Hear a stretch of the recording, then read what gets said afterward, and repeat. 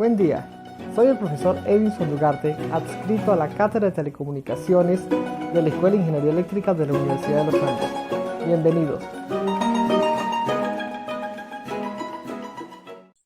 El ejemplo 4.3 nos está hablando de que se está haciendo o se está analizando la información producida por una máquina de escribir. Es decir, la fuente de información está produciendo letras, está produciendo palabras, está produciendo espacio entre letras, todas esas cuestiones. Siempre nosotros tenemos que ver qué es lo que se produce en la fuente de información. Es lo que nos interesa principalmente cuando nosotros estamos analizando este tipo de problemas de teoría de la información. Entonces, ¿por qué digo esto? Digo esto porque es posible que a nosotros nos interese saber o nos interesa, en realidad nos interesa mucho saber qué tipo de símbolos son los que vamos a considerar. Hay dos formas de ver los símbolos. Una posibilidad es ver los posibles símbolos, la cantidad de posibles símbolos que me esté produciendo mi información, mi fuente de información, perdón. Pero también existe en la fórmula, en las ecuaciones, existe lo que le dicen los símbolos, que es la cantidad de símbolos que se están produciendo. Esa es otra cuestión. La cantidad de símbolos nos va a decir cuántos símbolos uno tras otro va a producir nuestra información, mientras que los posibles símbolos nos están diciendo qué posibilidades puede tener cada uno de los símbolos que salga. Los posibles símbolos están relacionados es con la n. Bien, en este caso nosotros tenemos que analizar, o en todos los casos, mejor dicho, tenemos que analizar qué es lo que vamos a considerar como símbolo. Si vamos a considerar las letras, o si vamos a considerar las palabras, o si vamos a considerar de pronto las páginas, vamos a considerar los libros. ¿Qué cosa es lo que consideramos como símbolos? En el caso particular del ejemplo 4.3, el profesor Briceño está considerando directamente que cada letra es un símbolo. En ese caso, dice que la máquina de escribir produce 26 letras y el espacio, es decir, que la fuente produce 27 símbolos. ¿Qué está diciéndome con esta última frase? Que la fuente tiene 27 posibilidades de símbolos que están saliendo de la fuente de información. Recordemos que siempre va a ser una fuente de información y a partir de esa fuente de información se van a producir los símbolos posibles.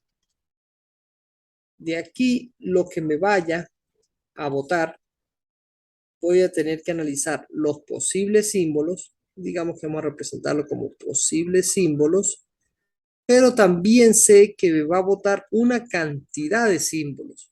Es decir, esta posibilidad de símbolos está directamente relacionada con lo que es nuestra variable n.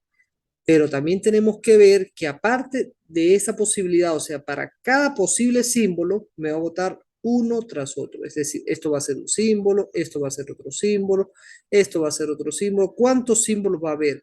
Y en función de esos símbolos es lo que voy a considerar para tener la duración de la trama luego más adelante. Pero esa es otra historia y más adelante se las voy a contar. Me dice que si todos los símbolos tuvieran la misma probabilidad, es decir, si todos tienen la misma probabilidad, quiere decir que se está considerando información máxima, se está considerando a esta H máxima. H tiene que ver con la entropía. Recordemos que la H viene a ser el logaritmo base 2 de la probabilidad de ocurrencia de los eventos, que en ese caso, si todas son iguales, esas probabilidades se reducen simplemente a ser logaritmo base 2 de n. Esto es lo que consideramos como H máxima, como entropía máxima, pero también lo vamos a considerar nosotros como la cantidad de información que está referida por símbolo. Normalmente las unidades para este cálculo vienen a ser los bits. puesto que esto está relacionado con el logaritmo base 2. Sin embargo, a veces, por cuestiones, uno le coloca a las unidades de la información bits sobre símbolo. ¿Por qué bits sobre símbolo? Este dividido entre símbolo básicamente me indica, o lo puedo utilizar yo como una chuletica, una regla mnemotécnica, para saber qué símbolo es el que estoy utilizando. Entonces de repente puedo encontrar unidades que me van a decir bits por palabra. De repente puedo ver unidades que me digan bits por letra. O de repente puedo ver cosas que me digan bits por página. Cosas también que pueden aparecer ahí para la cantidad de información. Vamos ahora a ver cómo es que cómo calculan SH para este caso particular. Me dice que tengo 27 símbolos, 27 posibilidades, es decir, ¿por qué 27? Porque la máquina produce 26 letras, es la cantidad de teclas que tiene mi máquina de escribir.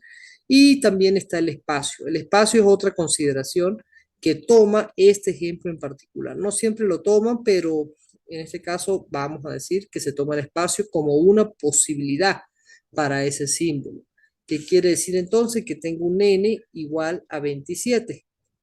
Siendo así, entonces yo voy a tener que mi información promedio, o mejor dicho, la información máxima, considerando que cualquiera de los símbolos tiene la misma probabilidad de ocurrencia, es lo mismo que el logaritmo base 2 de esa n, es decir, de 27. Y es lo que me está calculando aquí el profesor Briceño y me dice que es 4,755 bits por letra. Ojo lo que se dice aquí, la unidad bits por letra, es decir, me está refiriendo en las unidades que el símbolo que yo estoy utilizando es letra. No estoy utilizando como símbolo la palabra, no estoy utilizando la página, me estoy utilizando bits por letra. Es la cantidad de información que hay contenida en cada letra que aparece. Entonces, si yo voy a calcular más tarde una trama total, yo tendré que considerar cada letra de esas que va saliendo y cada espacio, por supuesto, porque también me está tomando en cuenta aquí el espacio. Significa que si yo tengo, por ejemplo, la palabra hola, por decir algo, la H será un símbolo, la O será otro símbolo, la L será otro símbolo, la A será otro símbolo.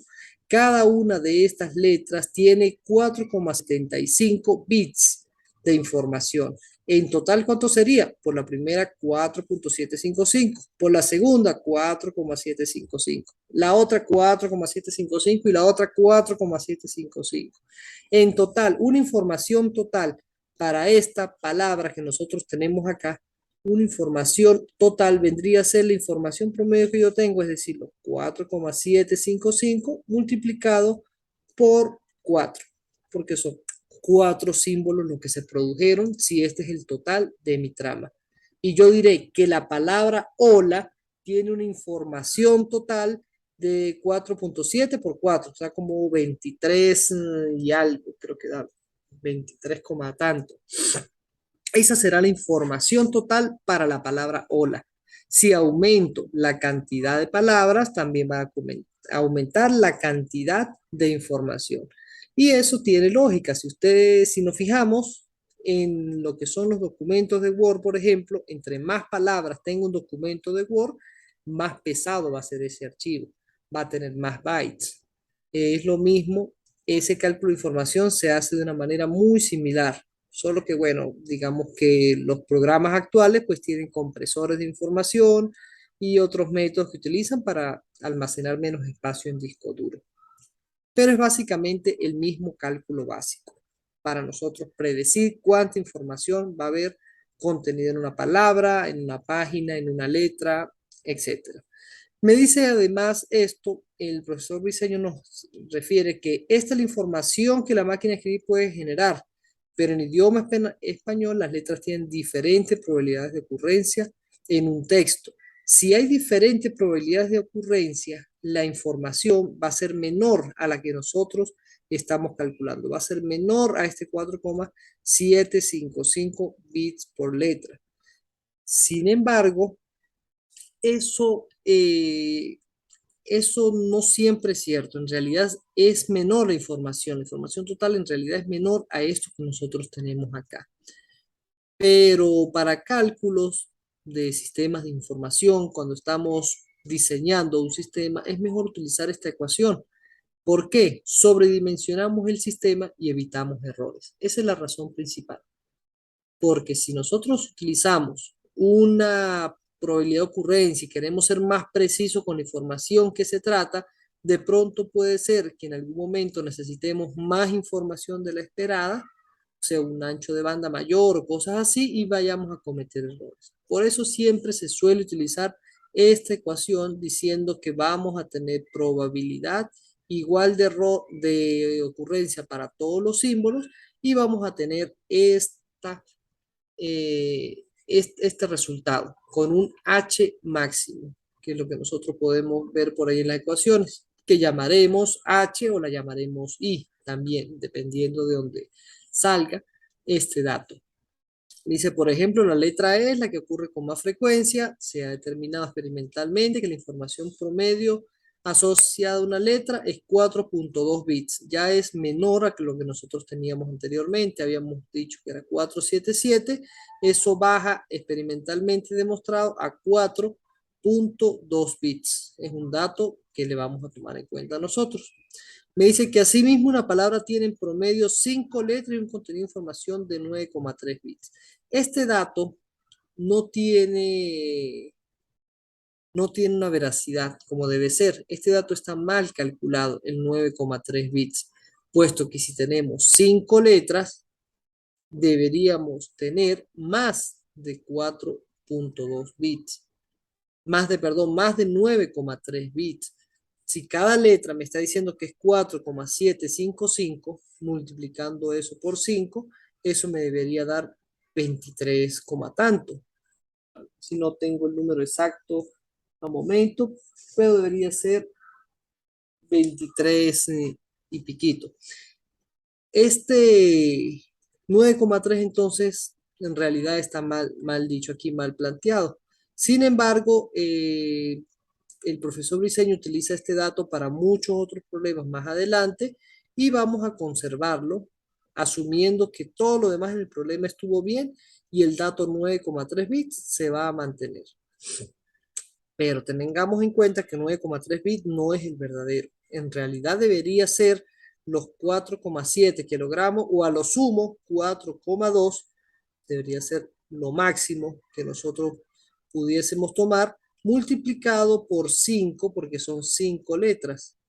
En ese caso me daría 4 por 5, 16 y 1 sería 17 bits.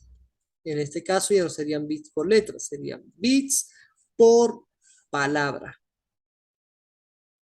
Debería ser en realidad el dato para nosotros. Información promedio en cada palabra, no 9,3.